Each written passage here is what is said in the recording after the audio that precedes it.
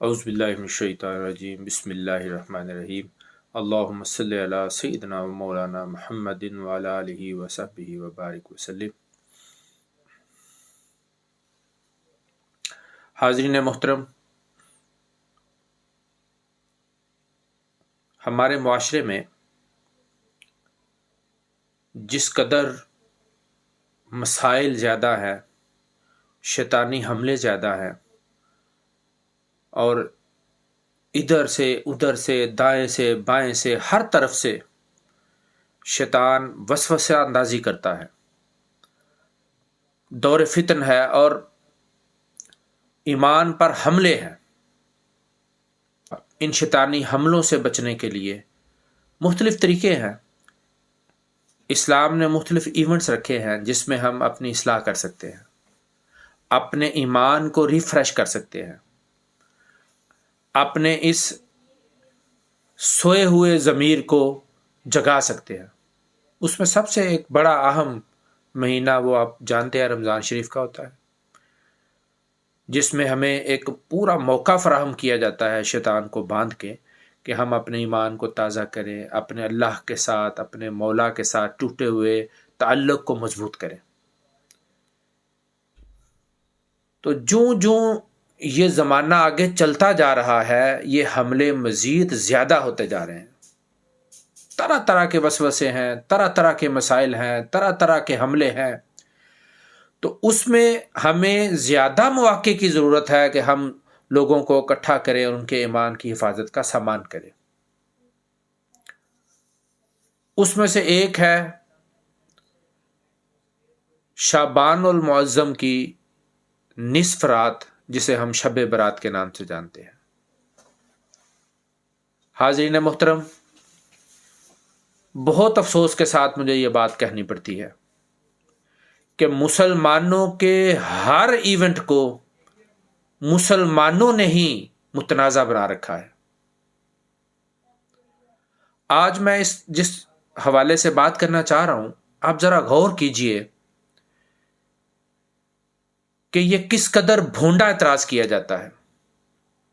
بجائے یہ کہ ہم اس رات پہ لوگوں کو بلا بلا کے ان کا رشتہ اللہ سے جوڑیں، بجائے اس کے کہ ہم بٹکے ہوئے لوگوں کو راہ راست پہ لانے کی کوشش کریں، بجائے اس کے کہ ہم دنیا پرستی میں مبتلا لوگوں کو دین کی طرف لے کر آئیں، حب دنیا ان کے دلوں سے نکال کے حب اللہ اور حب رسول پیدا کریں۔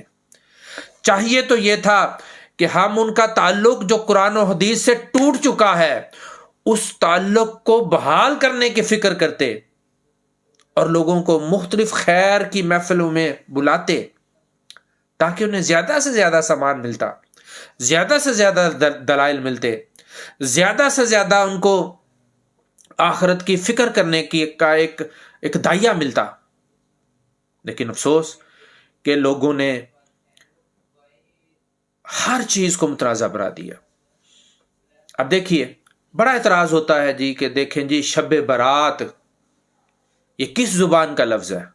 اگر اس کا اسلام سے تعلق ہوتا تو کوئی عربی میں نام ہوتا، کیونکہ قرآن اور حدیث عربی میں ہے۔ تو آپ پورا قرآن اور حدیث دیکھ لیں، آپ کو شب برات کا لفظ نہیں ملے گا۔ تو جب آپ کو پورے قرآن اور حدیث میں شب برات کا لفظ نہیں ملتا، تو اس سے یہ ثابت ہوا کہ شب برات کی اسلام میں کوئی حیثیت نہیں۔ استغفر اللہ العظیم، انا للہ و انا الیہ راجعون۔ دیکھیے، شب برات یہ ترکیب فارسی کی ہے، الفاظ بھی فارسی کے ہیں۔ شب رات کو کہتے ہیں، اور برات کا مطلب ہے چھٹکارے والی، خلاصی والی رات۔ تو اب اس کا معنی ہوا کہ چھٹکارے والی رات ہے، فارسی کا مرکب ہے۔ تو یہ ہمیں سمجھانے کے لیے یہ نام اور یہ ٹائٹل رکھا گیا۔ اس کا یہ مطلب نہیں ہے کہ قرآن اور حدیث میں اس کا ذکر نہیں ہے، یہ اس کی ٹرانسلیشن ہے، اور ٹرانسلیشن کو لے کر اس کا مذاق بنایا جاتا ہے اور ایک دلیل دی جاتی ہے کہ دیکھو جی یہ قرآن و حدیث میں لفظ نہیں ہے۔ یہ بات بالکل سراسر بے بنیاد ہے۔ یہ لفظ کہاں سے لیا گیا؟ دیکھیے، اس کا مطلب یہ ہے کہ ہم شب برات کا مطلب جیسا کہ میں نے عرض کیا کہ چھٹکارے والی رات، چھٹکارے والی رات سے مراد ہے گناہوں سے چھٹکارے والی رات، آزادی کی رات، کس چیز سے؟ جہنم سے آزادی کی رات۔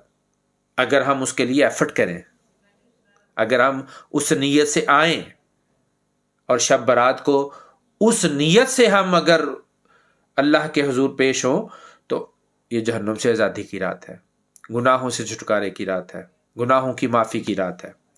یہ ایک مفہومی ایک معنی ہے اور ایک مفہومی نام ہے جو رکھ لیا گیا ہے۔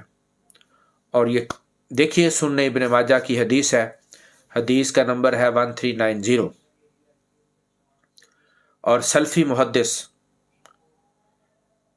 ناصر الدین البانی نے اسے اپنی کتاب السلسلۃ الصحیحہ میں بھی درج کیا ہے اور کہا ہے کہ یہ صحیح ہے۔ اب یار لوگ اسے ضعیف کہیں تو کہیں، لیکن ان کے امام نے تو اسے صحیح لکھا ہے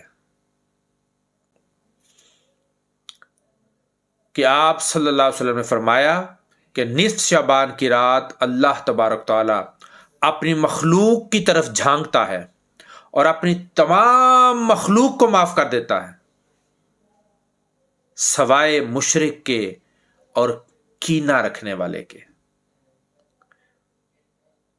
جو شرک کرے گا اور جو دلوں میں کینہ رکھے گا اسے اللہ اس رات بھی معاف نہیں کرے گا، اور اس کے علاوہ باقی سب کو معاف کر دیتا ہے۔ لیکن اس میں بنیادی بات ہے کہ معافی ملے گی اسے ہی جو معافی مانگے گا۔ غفلت میں رات گزار دینے والوں کو معافی نہیں ملے گی، یا جن کی نیت ہی معافی مانگنا نہیں ہوگی، محض ایسے سیلیبریشن اس کی نیت ہوگی، تو اسے معافی نہیں ملے گی۔ معافی مانگنے سے ملتی ہے، توبہ کرنے سے قبول ہوتی ہے، رجوع اللہ ہوگا تو اللہ کہتا ہے میں بندے تجھے تھام لوں گا، تو میری طرف بڑھ کے تو دیکھ، تو مانگ معافی، میں سب معافی مانگیں گے سب کو معاف کر دوں گا، میرا کرم بڑا وسیع ہے، میری رحمت بڑی وسیع ہے، میرا فضل بڑا وسیع ہے، بندے تو مانگ کے دیکھ، میں تجھے اپنے دامن رحمت میں نہ لوں تو کہنا۔ شرط یہ ہے کہ ہم اس سے معافی مانگ کے دیکھیں، تو وہ کہتا ہے میں سب کو معاف کر دوں گا سوائے دو لوگوں کے۔ اس میں ان کا دو کا ذکر ہے، اس کے علاوہ دیگر احادیث میں بھی ہے، وہ الگ سے انشاءاللہ میں بیان کروں گا۔ تو اب یہ چونکہ اللہ تعالی تمام مخلوق کو معاف کر رہا ہے تو اس کا مفہومی نام شب برات رکھ دیا گیا، بس اتنی سی بات تھی۔ اور یار لوگوں نے اس کے اوپر ایک تماشا کھڑا کر دیا، دیکھو جی فارسی کا لفظ ہے، فارسی کا لفظ ہے، یہ کہاں سے قرآن و حدیث میں آ گیا؟ ہے ہی یہ قرآن و حدیث میں ہے ہی نہیں تو اسلام میں کہاں سے آ گیا؟ دیکھیے دوستان محترم، چاند رات آپ جانتے ہیں اس کی بڑی فضیلت ہے، نبی کریم صلی اللہ علیہ وسلم سے حدیث مروی ہیں کہ چاند رات کی عبادت کے فضائل ہیں، لیکن یہ لفظ چاند رات ہم استعمال کرتے ہیں، آپ بھی کرتے ہیں، سارے کرتے ہیں، کسی کو اس پہ اعتراض ہے؟ چاند رات کیا عربی زبان کا لفظ ہے؟ یہ عربی زبان کا لفظ نہیں ہے، لیکن پھر بھی آپ کو اس کی فضیلت پر کوئی اعتراض نہیں ہے۔ دیکھیے نماز، خود نماز یہ فارسی زبان کا لفظ ہے، یہ صلاۃ کی ٹرانسلیشن ہے جو ہم نے اپنی زبان میں کر رکھی ہے۔ اسی طرح آپ دیکھیں تراویح، ابھی رمضان شریف آ رہا ہے، تراویح کا لفظ قرآن و حدیث میں کہیں ذکر نہیں ہے۔ ایک حدیث میں آتی ہے، وہ اس میں مبہم سا اس کا معنی مفہوم ہے، لیکن وہ حدیث جو معیار آپ ڈھونڈتے ہیں حدیث کا، اس معیار پہ وہ پوری نہیں اترتی۔